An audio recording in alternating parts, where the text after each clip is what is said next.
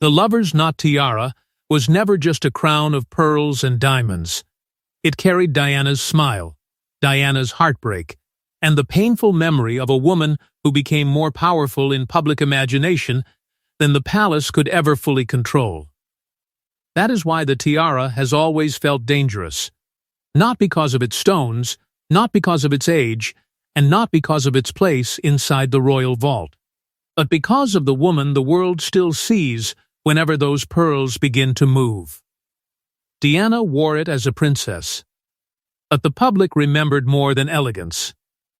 They remembered the pressure behind her beauty. They remembered the loneliness hidden beneath royal duty.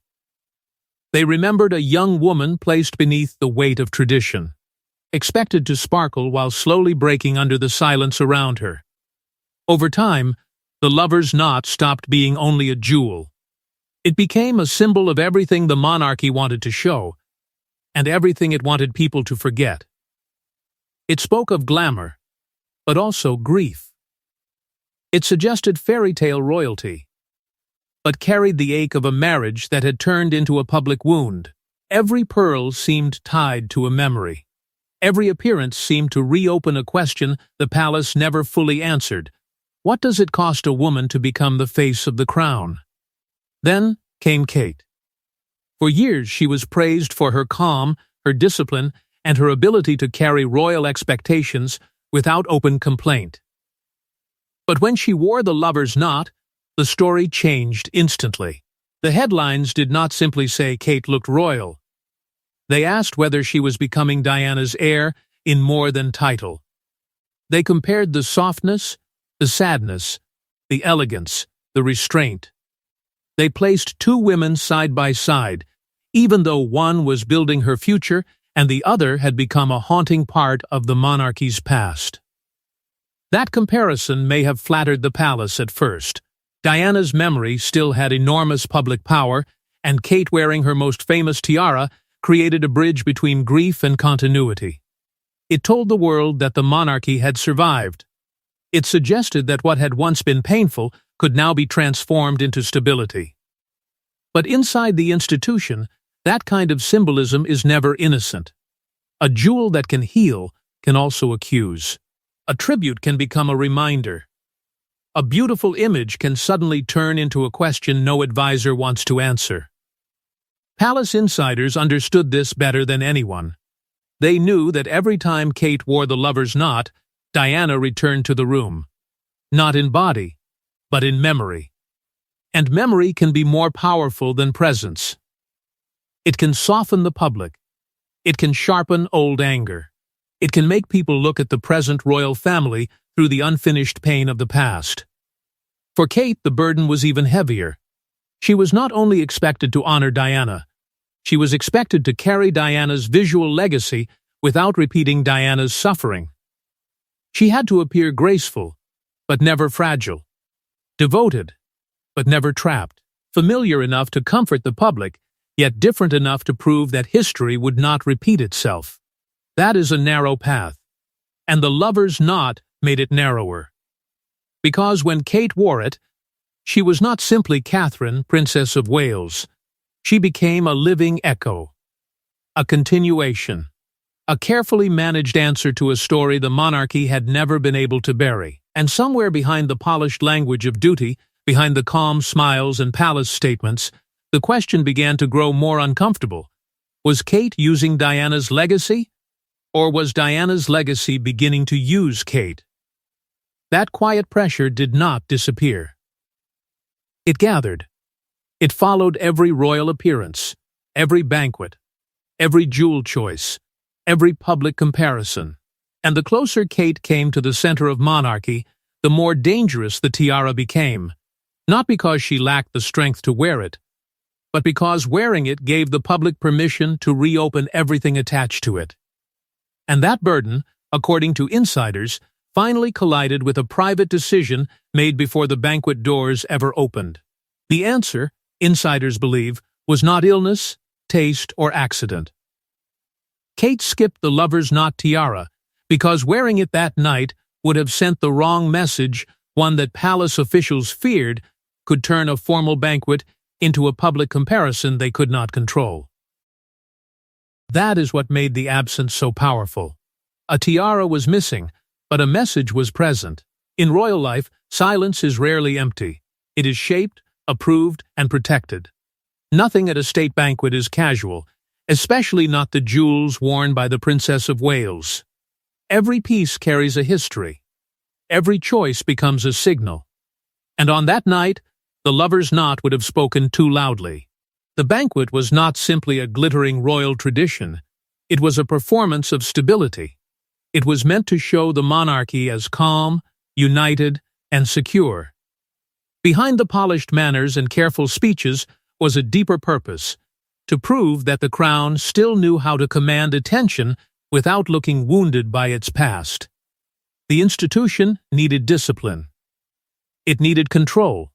It needed the future to look stronger than the ghosts behind it. But Diana's tiara could have changed everything. Had Kate worn the lover's knot that evening, the story would not have stayed on diplomacy, leadership, or royal continuity. The headlines would have bent toward Diana. The old comparisons would have returned with force. Kate would not have been seen only as herself. She would have been measured against a woman the public never stopped mourning. The room may have belonged to the present, but the tiara would have dragged it back into unfinished pain. That was the fear. Palace officials, according to insiders, understood that the lover's knot had become too emotionally loaded for that moment. It was beautiful, yes, it was regal, yes, but it was also dangerous. It could make Kate look like Diana's replacement, Diana's echo, or worse, Diana's carefully managed second life inside the monarchy. And that was a comparison no one could fully control once it began. So the decision was made with cold royal precision. Kate would not wear it.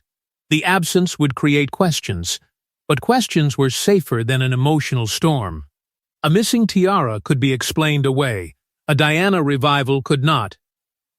For Kate, the decision carried a private sting. She had spent years learning the language of royal jewelry, the small signals, the hidden meanings, the way one jewel could honor a legacy while another could reopen a wound. She knew the lover's knot was not just an ornament placed on her head. It was a weight placed on her identity. Wearing it brought admiration, but it also brought a trap. The more she honored Diana, the less space she had to become herself. That night, skipping it became a quiet act of control. Not rebellion, not rejection. Control. Kate was refusing to let one tiara define the story before she had even entered it. She was protecting herself from becoming a symbol too soon, too strongly, and too completely. And in doing so, she was also protecting the crown from its most painful mirror.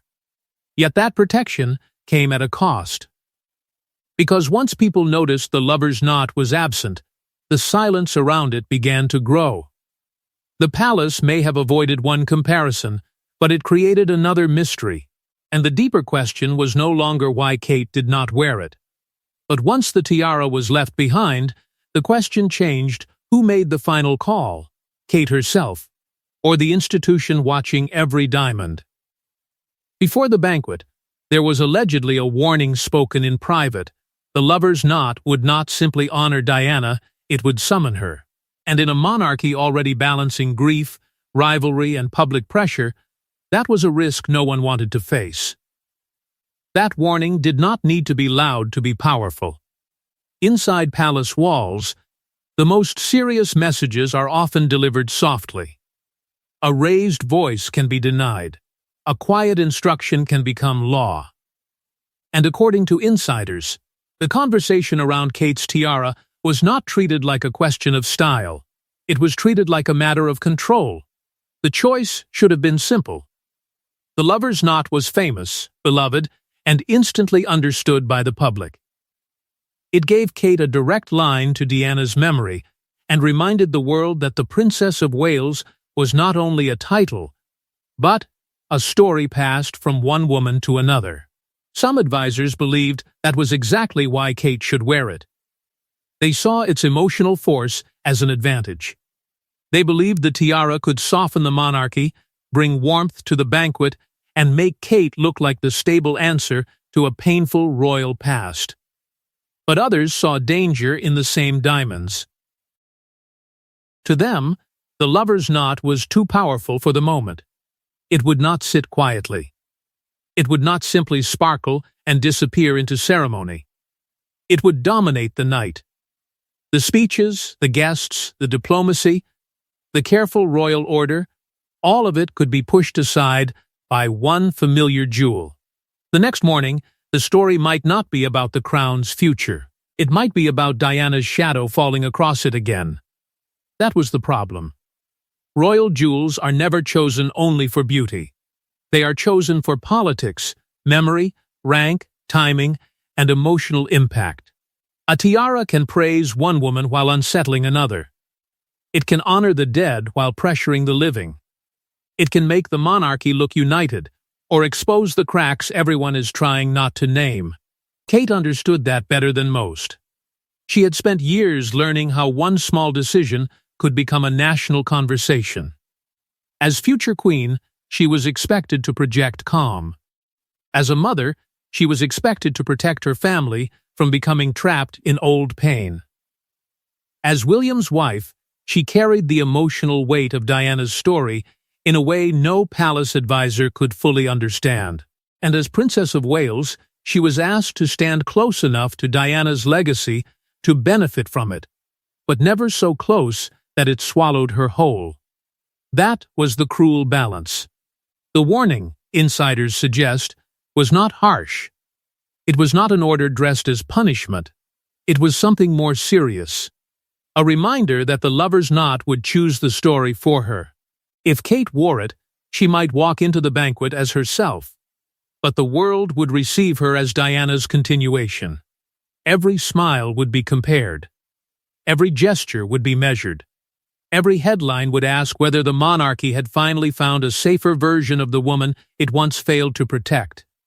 And Kate could not allow that. Not that night. The palace wanted discipline, not nostalgia. It wanted a future-facing message, not another emotional return to the wounds of the past. The banquet had to feel controlled, balanced, and unthreatening. The institution needed Kate's presence, but it did not want Diana's memory to take command of the room through her. Yet beneath that decision was another pressure, one even more delicate. Because the lover's knot did not only affect Kate, it affected the women around her. It could change the emotional order of the room. It could draw attention away from rank and toward sympathy. And in a monarchy where jewels speak before anyone opens their mouth, that kind of shift could unsettle everything.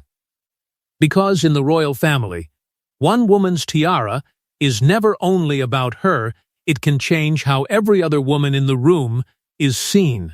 At a state banquet, jewels do not whisper, they announce rank.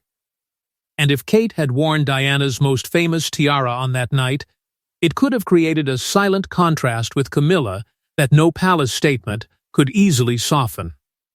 That was the danger hidden beneath the diamonds. The lover's knot did not only belong to Kate's story. It also reached backward into one of the monarchy's most painful chapters, a chapter where Diana, Charles, and Camilla were never truly separated in the public mind. Time had moved forward. Titles had changed. Crowns had been placed. But memory does not obey palace order. It returns when something summons it. And few things could summon Diana faster than that tiara. For Camilla, the state banquet was not just another royal duty. It was a reminder of position, survival, and acceptance. She had crossed decades of public anger to stand where she stood. Every jewel she wore carried the message that the institution had accepted her, that history had been rewritten enough for the monarchy to continue. But beside her, Kate represented the future. Younger, admired, carefully controlled, and already wrapped in the emotional glow of Diana's legacy, Catherine carried a different kind of power. Not the power of the crown already held, but the power of the crown still coming. That made the choice of Tiara more dangerous than it seemed. Had Kate worn the lover's knot, the contrast would have been immediate. Camilla would have stood as queen. But Kate would have carried Diana's memory. One woman with the title. Another with the sympathy. One representing the monarchy's present arrangement. The other quietly reminding the public of the woman who never became queen, yet remained impossible to erase. No one would need to say it aloud. The jewels would say it for them. And that is why the palace feared the image before it ever existed. Diana-linked jewels still carry emotional fire because they are never separate from the story that made them famous. They do not merely decorate the woman wearing them. They pull old loyalties back into the room. They remind the public of choices, wounds, rivalries, and losses that the crown has spent years trying to soften. For Camilla, that history is especially delicate. She may hold the highest female position in the monarchy, but Diana's memory still holds something no title can command: public devotion. Kate knew this. Her strength has always been her ability to read the room before the room reacts. She understands that royal power often comes from restraint, not display. By avoiding the lover's knot, she may have protected more than herself. She may have protected Camilla from a comparison that would have followed every headline. She may have protected William from seeing his mother's memory used as a weapon beside his father's queen. And she may have protected the monarchy from turning one formal evening into another emotional trial. But restraint can also unsettle people. To some inside the palace, Kate's decision may have looked disciplined, loyal, even generous. To others, it may have suggested something sharper, that Catherine understood the power she held and chose not to use it. That is a quiet kind of authority, the kind that does not need a confrontation to prove itself, because in that world, a tiara can be more dangerous when it is left behind. Its absence can become a warning. Its silence can become a message. And Kate's missing lover's knot did not remove Diana from the story. It proved that Diana's memory was still powerful enough to shape decisions before anyone entered the room. Yet the deeper mystery was not just why Kate avoided Diana's tiara, but what she chose to communicate instead. When Kate appeared in a different royal jewel, the message was not emptiness, it was strategy. She had not stepped away from power. She had simply chosen a quieter kind of authority, one that avoided Diana's shadow, while still reminding everyone of her future. That choice mattered, because in the monarchy, absence is never simple. The missing lover's knot created the first shock, but the jewel Kate chose instead carried the second message. She had not arrived without royal weight. She had not abandoned tradition. She had not looked uncertain, unprepared, or pushed aside. Instead, she entered the moment through a different kind of symbolism, one that belonged less to heartbreak and more to control. It was a careful move. By avoiding Diana's most famous tiara, Kate removed the emotional trap before it could close around her. But by choosing another royal jewel, she still reminded the room that she was not standing outside the system. She was inside it, learning its rules, mastering its language, and deciding when to use its most dangerous symbols. That is what made the decision so powerful. It was not weakness. It was command. For years, Kate had been praised whenever she seemed to echo Diana. A dress, a jewel, a gesture, a look of quiet patience, each one pulled the public back toward the woman they still mourned. But praise can become a prison when it leaves no space for growth. If every royal appearance becomes a test of how closely Kate resembles Diana, then Kate's own future begins to disappear beneath another woman's memory. And that night, the different jewels seemed to say something firm. She would honor the monarchy, but she would not be swallowed by inherited grief. That was the deeper shift. Kate was no longer only being presented as the gentle continuation of Diana's story. She was beginning to define the shape of her own queenship. Less imitation, more independence, less emotional borrowing, more personal authority.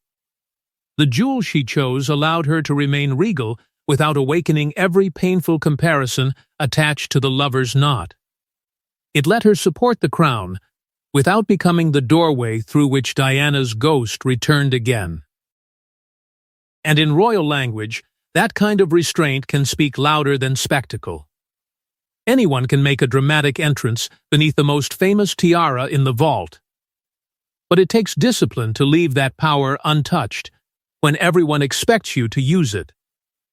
It takes patience to choose a quieter signal when the louder one would guarantee headlines. It takes maturity to understand that not every inheritance must be worn at every moment. Kate's decision suggested that she had learned one of the monarchy's oldest truths. Power is not only shown by what is displayed. Sometimes it is shown by what is withheld. A tiara locked away can become more meaningful than a tiara worn under public attention. A missing jewel can force people to ask questions. A quieter choice can reveal that the wearer understands the risks better than anyone watching from outside. But this did not make the lover's knot disappear from the story. It made it more charged. By leaving it behind, Kate changed its meaning. It was no longer just Diana's tiara, or Kate's inherited symbol, or a beloved royal ornament. It became the jewel too powerful for the moment. The piece that could not be worn without consequences.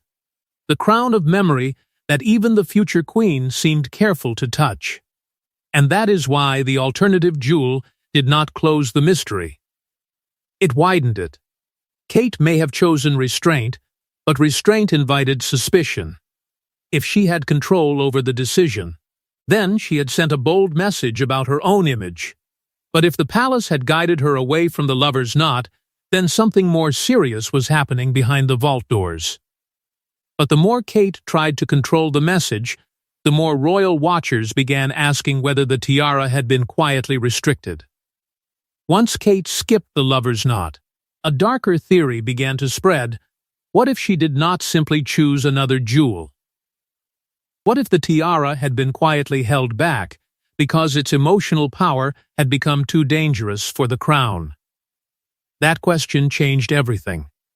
Until then, the missing tiara could still be explained as strategy, taste, timing, or quiet, personal control. But once royal watchers began looking deeper, the absence started to feel less like a choice and more like a boundary. A line had been drawn somewhere inside the palace, and no one outside knew exactly who had drawn it. Royal jewels can seem public because the world sees them. But their true life happens in private. They are guarded, requested, approved, prepared, and released under rules that are rarely spoken aloud. A tiara may be available in theory, but that does not mean it is easy to wear. Access can depend on rank. It can depend on the event. It can depend on the mood of the monarchy, the message of the evening, the headlines already forming, and the memories no one wants to awaken. That is where the lover's knot became different. Other jewels can pass through ceremonies with admiration and little danger. They sparkle, they impress, and then they return quietly to the vault. But the lover's knot refuses to stay quiet. Every appearance carries a second story beneath the first. It brings Diana with it. It brings grief, loyalty, public love, royal regret, and the haunting question of whether the monarchy ever truly escaped the pain attached to her name. So when Kate did not wear it, some began to wonder whether the tiara had become too powerful to use casually. Not banned. Not locked away forever. Something more subtle. Quietly discouraged. Carefully avoided. Treated as a jewel that could only return when the palace was ready for the reaction. That kind of restriction would never need to be announced. The monarchy does not always close doors with written orders. Sometimes it closes them through suggestion. A careful advisor might say the timing is not right. A senior figure might mention the risk of comparison. Someone inside the system might remind Kate that the banquet must be about stability, not Diana. And just like that, a jewel still sitting inside the royal collection becomes unreachable for one very important night. The cruel part is that this restriction could be described as protection. Kate may have been protected from the headlines, from the emotional weight, from being turned once again into Diana's living echo. But the monarchy may also have been protecting itself. Because if Kate wore the lover's knot too often, and too powerfully, the public might start to see her not merely as a future queen, but as the emotional heir to the woman the crown could never fully control. That is a dangerous kind of popularity. Diana's memory makes the tiara priceless, but it also makes it unstable. It can soften the monarchy by reminding people of love and loss, but it can also sharpen old wounds by reminding them of what happened when the institution demanded silence from a woman who became louder than the crown itself. For Kate, wearing it means stepping into admiration. For the palace, letting her wear it means accepting the risk that Diana's story may once again overpower everyone else in the room. And that may be why its absence felt louder than its presence would have been. Had Kate worn the lover's knot, people would have talked about beauty, memory, and tribute. But because she skipped it, they began to talk about control. They began to ask whether the most emotional jewel in the vault had become too dangerous for the very woman expected to inherit its meaning. That is the twist. The tiara did not need to appear to prove its power. Its absence did that on its own. By staying unseen, it revealed the fears surrounding it. It exposed how carefully Kate's image is managed, how tightly Diana's legacy is handled, and how even a future queen can find herself moving within invisible limits. The lover's knot had not vanished. It had become a test of timing, a test of authority, a test of how much Diana the modern monarchy is willing to allow into its future. And somewhere between Kate's restraint and the palace's caution, the missing tiara began to tell a story no official statement could control. And that is where the story turns from a missing jewel into a larger question about Kate's future place inside the monarchy. For years, Kate was praised when she echoed Diana. But praise can become a cage. By leaving the lover's knot behind, she may have been doing something far more daring than wearing it. She may have been stepping out of Diana's shadow. That is the part of the story that makes the missing tiara feel so personal. At first, the comparisons seemed useful. They helped the public understand Kate's role. They softened her entrance into a world built on distance, rules, and silent judgment. Whenever she carried a hint of Diana's style, people saw continuity. They saw comfort. They saw a broken royal story being carefully repaired through another woman's calm presence. But what begins as warmth can slowly become pressure.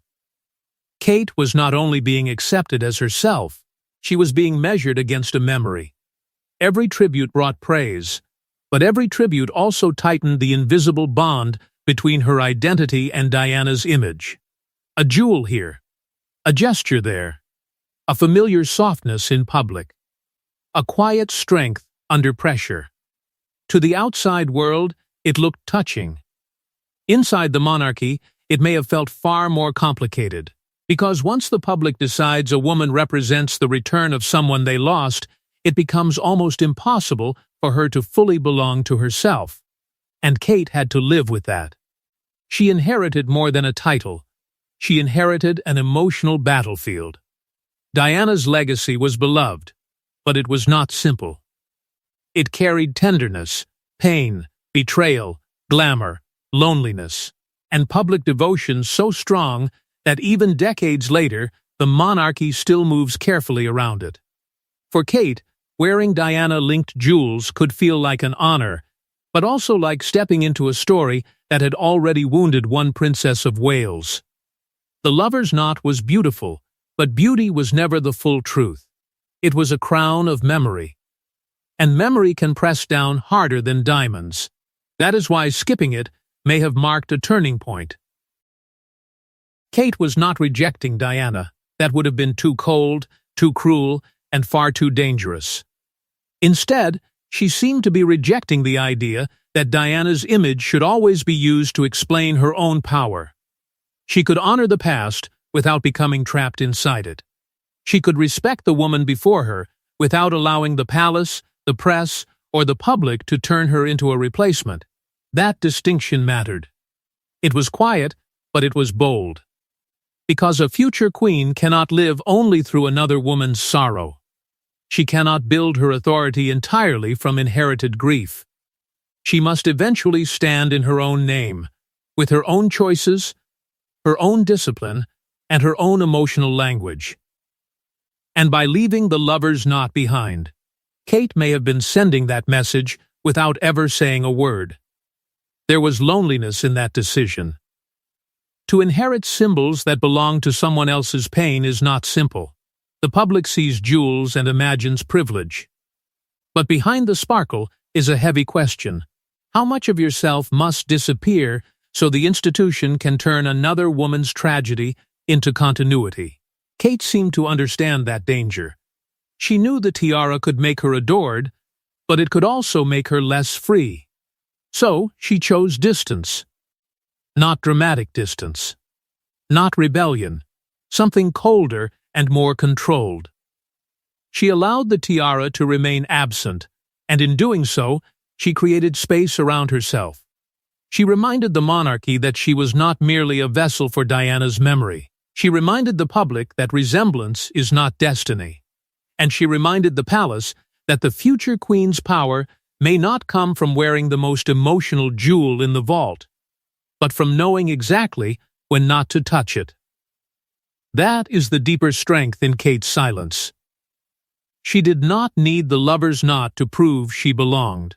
In fact, by refusing its emotional force, she may have proven something far more important, that she understood the crown's language well enough to bend it. She knew the jewel would dominate the story, so she made the absence dominate instead. But absence creates expectation. And expectation can be dangerous. Because the more Kate steps away from Diana's image, the more powerful the eventual return becomes. The lover's knot is no longer just a tiara waiting in a vault. It is a question waiting for the right moment, a symbol held back until its meaning can no longer be ignored. But if Kate's silence was deliberate, then the lover's knot has not disappeared, it is waiting for the next moment when its return will mean something explosive. The lover's knot tiara has not lost its power. If anything, Kate's refusal to wear it made it more powerful. Because now, whenever it returns, the question will not be how beautiful it looks, but why the palace allowed it back. That is the mystery Kate created without saying a word. Before the banquet, the lover's knot was already famous. It already carried Diana's memory, public emotion, and royal pressure. But after Kate skipped it, the tiara changed. It became more than a jewel linked to the past. It became a signal waiting to be released. A locked message. A promise that one day, when it appears again, the timing will matter as much as the diamonds. Because the next time Kate wears it, no one will see it as casual. No one will believe it was chosen simply because it matched an evening gown or suited a royal event. Every detail will be studied. The date. The guest list. Camilla's position. William's mood.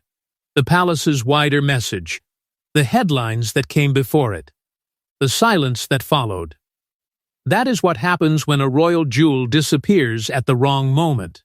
Its return becomes a royal statement before anyone explains it. And the palace knows this. If the lover's knot comes back soon, it could suggest confidence. It could mean the monarchy is no longer afraid of Diana's shadow. It could show that Kate has taken control of the symbol and no longer needs to avoid its emotional force. But if it stays hidden longer, the mystery deepens. People will ask whether the jewel has become too difficult, too painful, too politically charged to be used freely. They will wonder whether the tiara is being saved for a moment of reconciliation, a major royal turning point, or a carefully staged return designed to heal old wounds. That is the strange power of royal jewels. They can wound, they can protect, they can provoke, they can heal. A diamond can say what a palace statement would never dare to say. A pearl can carry grief across generations. A tiara can turn a woman into a symbol before she has the chance to speak for herself. Kate understands that now. She understands that the vault does not only hold beauty, it holds memory, rivalry, loyalty, and danger. The state banquet absence was never a small fashion choice. It was a controlled royal message. It tied together everything the monarchy would rather keep separate: Diana's lasting power, Camilla's fragile acceptance, Kate's rising authority, and the palace's fear of losing control over its own story. By leaving the lover's knot behind, Kate did not erase those tensions. She exposed them. And that may be why the tiara will matter even more when it returns. It could return as a tribute, soft and respectful, proving that Diana's memory still has a place in the monarchy's future. It could return as a sign of power, showing Kate stepping fully into her role without fear of comparison. It could return as a silent answer to critics, a reminder that Catherine can carry the emotional weight of the Princess of Wales without being crushed by it. Or it could return at a moment so carefully chosen that the message becomes impossible to miss.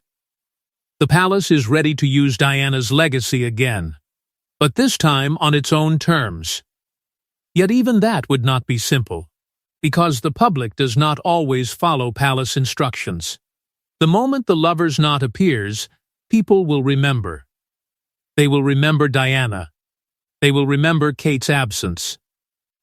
They will remember the questions raised by one missing tiara at one formal banquet.